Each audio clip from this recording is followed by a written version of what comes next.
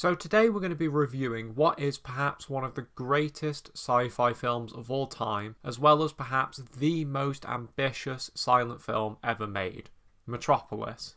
Metropolis is a silent German expressionist sci-fi film. It was directed by Fritz Lang and released in 1927, making it one of the last silent classics as it was released very close to the era when films with synchronized sound began to take over.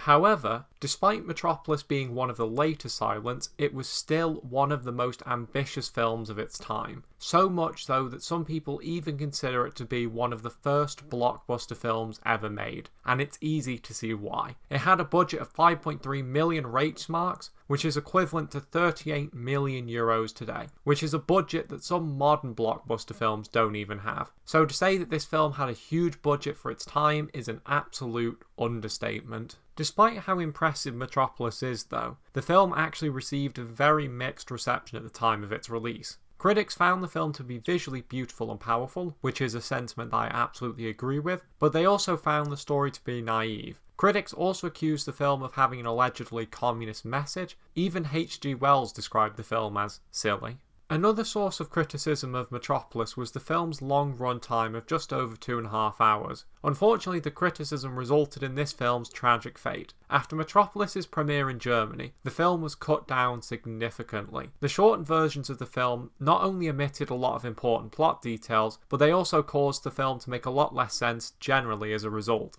Sadly, as a result of this, the original full-length cut of the film has actually been lost. However, thanks to restoration efforts, we now have a cut of the film which is only missing about 5 minutes of footage. But this version of the film was only released in 2010. Prior to that, audiences were sadly not able to watch this film in its entirety. Despite all this though, Metropolis would go on to be considered an absolute classic and one of the greatest and most influential films ever made. It even ranked 35th place in the Sight and Sound's 2012 Critics Poll. So with that said, let's talk about why exactly Metropolis is so great. Metropolis takes place in the far future in a city aptly enough named Metropolis. In Metropolis, the working class and upper class are separated. The upper class work in the city of Metropolis from giant modern and comfortable skyscrapers, whereas the working class work underground in dark cities that contain dangerous machinery. Underground, the working class must perform back-breaking labour for the sole benefit of the upper class. All of the city is ruled over by the city's master and the main character's father, Joe Friederson. The events of Metropolis are set in motion when Joe's son, Frieda, strays from the gardens where the sons of the upper class of Metropolis spend their time and witnesses an accident at one of the machines in Metropolis's underground. This awakens Frieda to the nature of the class divide in Metropolis. Now, it's fairly apparent that this film is about the injustices of class division and the exploitation of the working class. But despite what critics at the time of Metropolis's release said, I wouldn't go as far to say that this film is communist. Metropolis is probably too optimistic for that. Traditional communist theory dictates that the class struggle is a deliberate attempt of the upper class to oppress the working class. Metropolis, however, seems to take a more optimistic approach and instead suggests that the divide between the upper class and the lower class is more of a misunderstanding that can be resolved through a mediator who connects both classes. A lot of people would probably call this naive, and I would probably agree to some extent, but I also believe that there is a place in anti-capitalist art for a less bleak outlook on the class struggle. Another fascinating part of Metropolis's plot is its use of religious symbolism. Now, I'm sure a lot of the symbolism is lost on me, but I still do find it to be very fascinating, particularly the retelling of the Tower of Babel story as a philosophical misunderstanding rather than a linguistic one. I'd also just like to point out how much Metropolis actually got right about the future too. I find it especially impressive considering its age. The fact that Metropolis predicted video calling back in 1927, years before Space Odyssey did, is just absolutely mind-blowing to me. Metropolis really does have a fascinating and in-depth plot with really deep world building that I'm yet to see surpassed by another silent. What's more impressive is that there's absolutely no filler in this movie. Everything feels very intentional and every second counts, which makes it all the more depressing that this film was so heavily cut. Additionally, I found the plot of this film surprisingly easy to follow, whereas sometimes with some other silent films, I found myself struggling to follow what exactly is going on. I really do just have to emphasise how engaging and effective Metropolis is. I imagine that it's every bit as engaging and powerful now as it was back in 1927. Speaking of 1927, let's talk about something that critics applauded back in 1927, Metropolis's visuals. Back when it was released, critics applauded Metropolis's visuals, and frankly they're still absolutely stunning today. Everything from the grand shots of Metropolis to the early use of special effects is really visually stunning. Even the most mundane of shots are still visually stunning in Metropolis. What gives Metropolis a particularly visually stunning look is its fusion of Art Deco with a very industrial and sometimes even bleak look.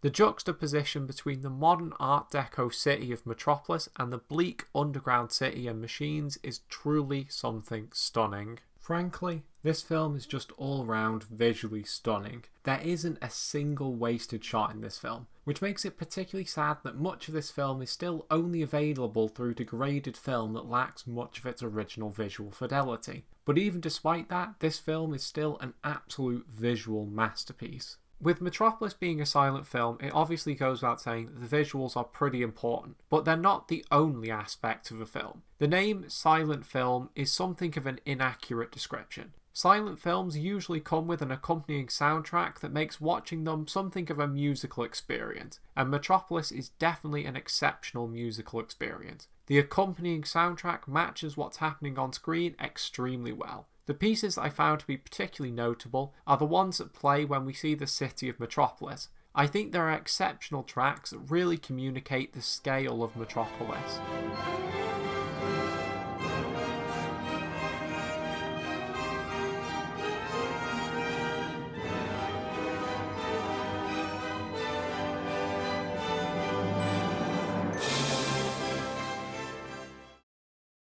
I will also just quickly add, a lot of people are nervous about watching a silent film because they see them as something that's old and boring. A lot of the time people only think that because silent films don't have any synchronized audio, but I assure you that Metropolis is every bit as engaging as a modern film, and frankly while you're watching it you almost forget that it's a silent.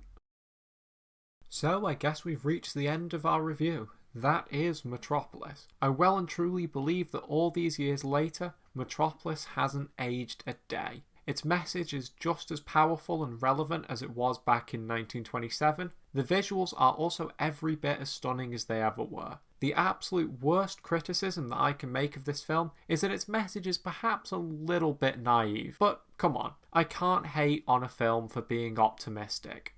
So, really there's no doubt in my mind that Metropolis is one of the best films ever made, and it really is a tragedy that a large portion of this film was missing for so long. But, with that said, if you haven't seen this film yet, you absolutely have to go out there and watch it. It's a true classic that everyone needs to see. But with that said, that's it for today's review. What do you think of Metropolis? Let me know in the comment section below. I thank you for watching and I will see you in the next one.